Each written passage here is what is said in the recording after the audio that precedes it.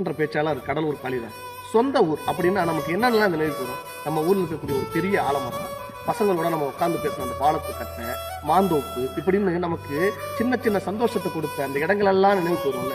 ஆனால் ஒரு 5 வருஷமோ இல்லை ஒரு 10 வருஷமோ கழிச்சு நம்ம சொந்த ஊருக்கு போகும்போது நம்ம பார்த்த எந்த இடமே இல்லைன்னா அது எவ்வளவு பெரிய வருத்தத்தை உண்டாக்கும் அப்படிங்கிறத என்னுடைய படைப்பில் உருவான ஒரு சின்ன கவிதையின் மூலமே சொல்றேனே. ஏரிக்கரை ஓரத்தில் ஒரு ஆலமரம், எப்போது பார்த்தாலும் அங்கே கூட்டம் வரும்.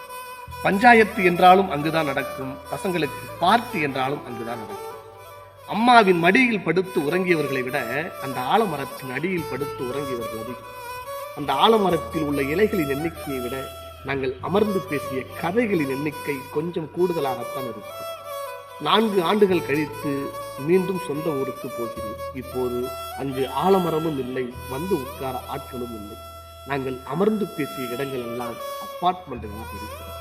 யோசிச்சு பாருங்களா, fridge, washing machine, sofa set, நம்ம உட்காந்து பார்க்கறதுக்கு டிவி, அப்புறம் குளிக்கிறதுக்கு ஷவர், இப்படின்னு அத்தனை வசதிகளையும் கொண்ட அந்த அப்பார்ட்மெண்ட்டால சின்ன வயசுல அந்த ஆலமரம் நமக்கு கொடுத்த சந்தோஷத்தை கொடுத்துருக்க முடியுமா?